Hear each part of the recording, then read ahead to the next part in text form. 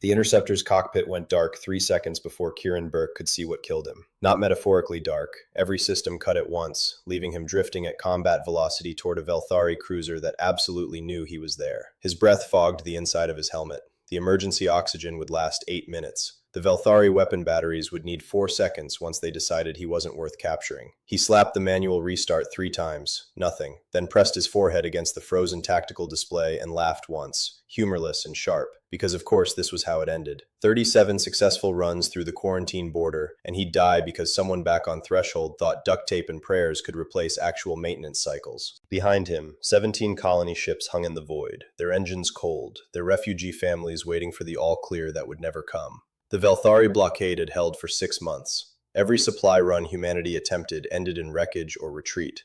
The galaxy had voted, and the verdict was clear. Humanity's exile to the quarantine zone was permanent, enforced, and absolutely non-negotiable. Something tapped his hull. Metal on metal, deliberate. Kieran's hand moved to his sidearm before his brain caught up. Someone was outside, in hard vacuum, during a combat drift toward an enemy cruiser. The tapping repeated, rhythmic now. 3 short, 3 long, 3 short. Morse code. Old Earth Morse code. His radio crackled, bypassing every security protocol he'd installed. Burke, pop your emergency hatch. You have 40 seconds before their sensors finish the targeting lock. The voice was human, female, utterly calm. Kieran pulled the manual release. His hatch blew outward with a puff of frozen air crystals, and a figure in matte black salvage armor swung inside, mag boots clamping to his deck plating. She moved with the efficiency of someone who'd done this 100 times. Her face was invisible behind a gold-tinted visor, but the nameplate stenciled on her shoulder read, Finch. Vera Finch, she said, already pulling access panels open. Freelance miracle worker. You're going to want to hold very still. Freelance what? Still means quiet. Her hands moved faster than he could track, bypassing his dead systems entirely and hard splicing something that looked like it had been built in someone's basement into his ship's neural core. Your nav computer got hit with a Velthari null pulse. Nasty piece of tech. Doesn't just kill your systems, it teaches them how to die. Every reboot fails a little faster than the last. Kieran's interceptor shuddered. Lights flickered across the console, amber, then green. You just overrode Velthari military encryption with a basement splice job? Basement's generous. I built this in a cargo hold using parts from a microwave. Vera sealed the panel and dropped into his co-pilot seat without asking. Engines in 3, 2... The interceptor roared to life. Kieran grabbed the stick on pure reflex, rolling hard port as the Velthari cruiser's targeting lasers painted where he'd been drifting. His sensor display lit up with threat markers. 6 Velthari interceptors breaking formation to pursue. Those colony ships behind us, Vera said. How attached are you to getting them through? They're carrying 8,000 civilians, mostly children. That's not an answer to my question. Kieran snapped his interceptor through a debris field, using a destroyed freighter's hull as cover. I've been running this corridor for 6 months. Every attempt fails. Every supply convoy gets cut apart. Those families are starving because the galaxy decided humanity's punishment for expanding too fast is slow death in a dead zone. Still not an answer. He glanced at her. The gold visor reflected his own face back at him. I'd die for it, Kieran said. Good. Vera's hands danced across her jury-rigged controls. Because you're about to. Quick pause. If this story has you hooked, subscribe now and hit the bell. Now back to it. The plan was insane. Vera explained it in short, clipped bursts, while Kieran dodged fire from 3 directions at once. The Velthari blockade wasn't just ships. It was a coordinated network, each vessel linked through quantum communication nodes that allowed instantaneous tactical updates. Take out one ship, the others adapted before your weapons cooled. It was textbook Velthari doctrine. Patience, precision, absolute informational superiority. But doctrine has patterns, Vera said, and patterns have gaps. The gap was this. Velthari commanders never expected humans to sacrifice their own assets. Every human engagement for 6 months had been defensive, desperate, trying to preserve whatever scraps remained after the exile. The Velthari had calculated that desperation meant predictability. They hadn't met Vera Finch. You're going to draw all 6 interceptors to the debris field's center, she said. Then you're going to broadcast a fake distress signal that makes it look like those colony ships are attempting an emergency jump. They'll blow the colony ships apart. They'll move to intercept the colony ships, yes, which gives me a 7-second window. To do what? Vera pulled a cylinder from her belt that looked like a thermos and a war crime had a baby. This is a cascading null pulse, reverse engineered from the same tech that killed your systems. When it goes off, every Velthari ship within 8,000 kilometers goes dark for exactly 90 seconds. Kieran banked through a tangle of broken metal, his interceptor's hull screaming. And then those colony ships run like hell while we cover their escape in a dead interceptor with no guns. This plan is going to kill us. Probably. Vera maglocked the cylinder to the hull, but those kids get through. Kieran thought about the last message he'd received from the colony ships. A girl, maybe 9 years old, holding up a drawing she'd made of Earth, a planet she'd never seen, reconstructed from stories her grandmother told her. The drawing showed blue oceans and green continents, and a sun that didn't burn red through radiation filters. He opened the throttle to maximum. The debris field's center was a graveyard of previous failed runs. Kieran counted 12 human freighters, their hulls torn open, cargo spilling into vacuum like mechanical entrails. The Velthari interceptors followed him in tight formation, their weapons hot but not firing. They wanted him alive now, wanted to interrogate whoever was crazy enough to run this deep into the kill zone. Broadcast the fake signal, Vera said. Kieran triggered the pre-recorded distress call. Behind them, 17 colony ships lit their emergency beacons simultaneously, their drives cycling up in what looked like a panicked jump attempt. The Velthari formation broke immediately. 4 interceptors peeled off toward the colony ships. The cruiser's massive bulk began rotating, bringing its primary batteries to bear. Now, Vera said. She triggered the cascading null pulse. For exactly 3 seconds, nothing happened. Then every Velthari ship went dark at once. Not just powered down, dead in a way that looked fundamentally wrong, like watching stars blink out. The interceptors drifted, their elegant silver hulls suddenly just expensive debris. The cruiser's running lights died, and in the absolute blackness of deep space, it became invisible except for the starlight it blocked. Colony ships are jumping, Kieran said, watching his display. They're away. Vera was already moving, pulling herself toward the emergency hatch. 90 seconds means we have about 40 left before their systems reboot and they resume firing. Where are you going?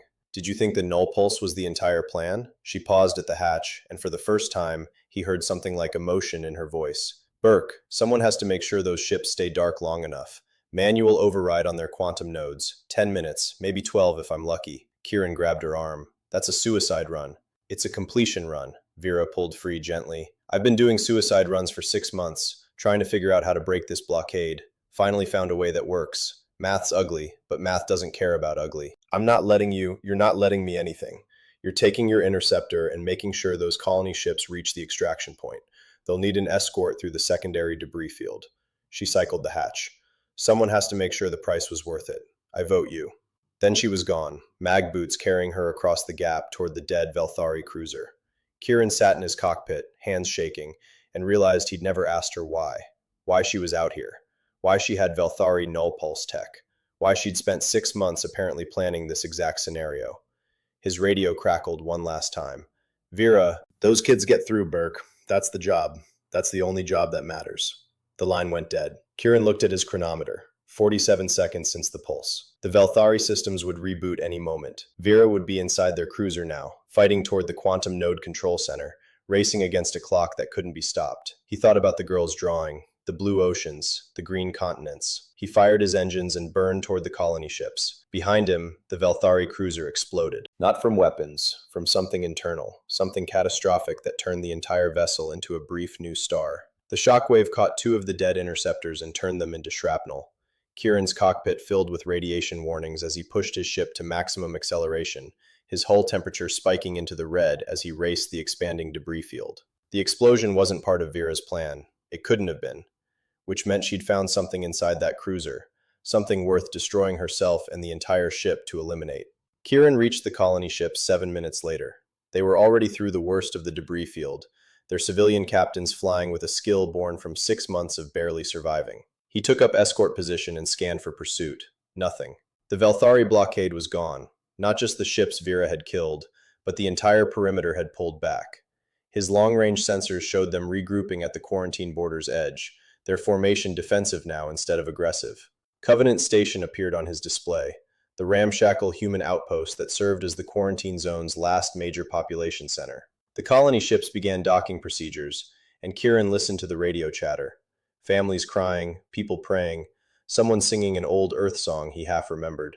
He set his interceptor down in the station's military bay and sat in the cockpit for 10 minutes, watching his hands shake. The debriefing was short. Covenant Station's defense coordinator, an exhausted woman named Haley Grant, who looked like she hadn't slept in a month, listened to his report with eyes that had seen too many of these stories. "Vera Finch," she said when he finished. "We've got 16 files on someone matching that description. Freelance operative, no confirmed identity. Shows up, performs impossible extractions, disappears. You're the first person who ever got a name." She saved 8,000 people. She saved 8,000 people 6 times that we know of. Different operations, different methods, always alone. Haley pulled up a holographic display. "The Velthari cruiser she destroyed. We're analyzing the debris pattern. Burke, that wasn't a standard ship. The radiation signature matches a Velthari command nexus. She didn't just kill a blockade vessel.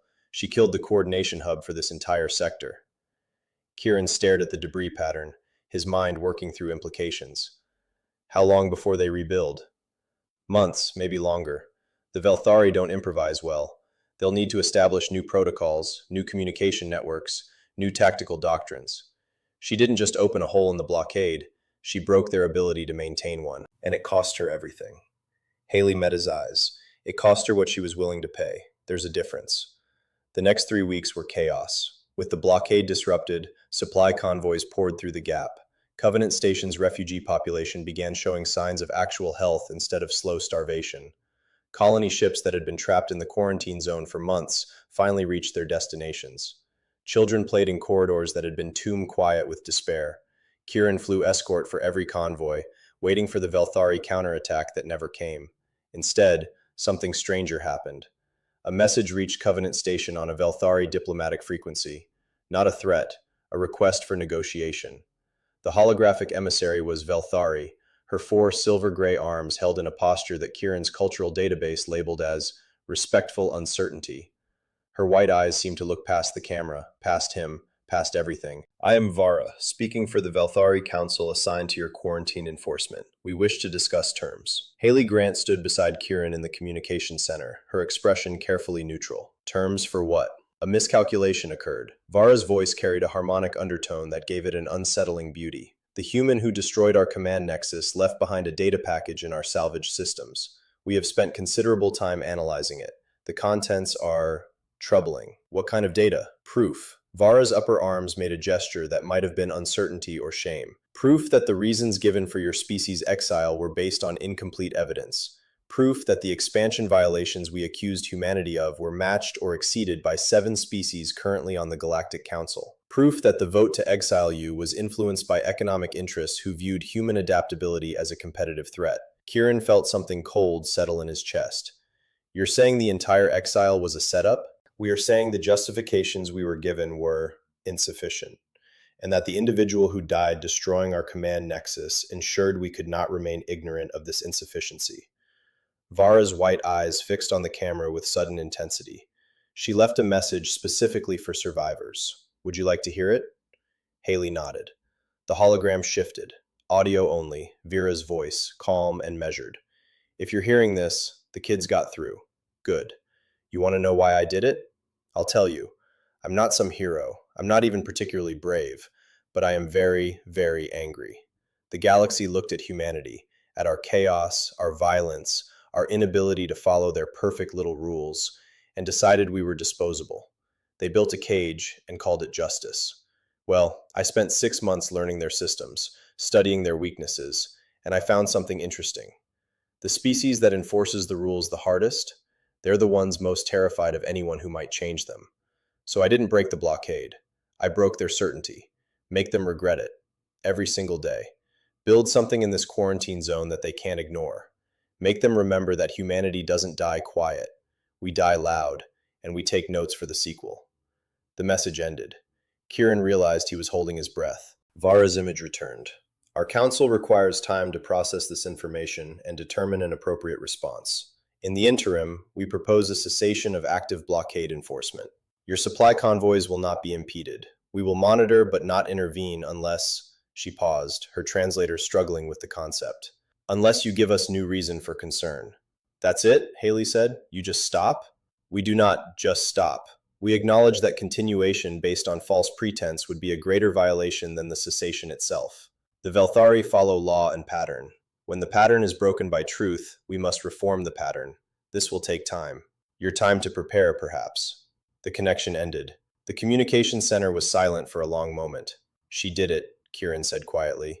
She didn't just break the blockade. She broke their entire legal justification for it. She gave us a chance. Haley pulled up star charts, her fingers moving across the display with sudden energy. Months, maybe a year before the council decides what to do about us. We've got 14 colony sites that are half finished, 6 deep space manufacturing stations that never got built because we couldn't get materials through, a fleet of salvage-ready human ships that have been sitting dead because we couldn't spare the fuel to field them. You want to build an empire in the quarantine zone? I want to build something they can't afford to ignore. Vera was right. We don't die quiet. And we sure as hell don't waste second chances. Haley looked at him. You in? Kieran thought about the girl's drawing. The blue oceans that existed only in stories now. The green continents that humanity had left behind when the galaxy decided they didn't belong anymore. He thought about Vera Finch, who'd spent 6 months planning a miracle and then disappeared into fire to make it real.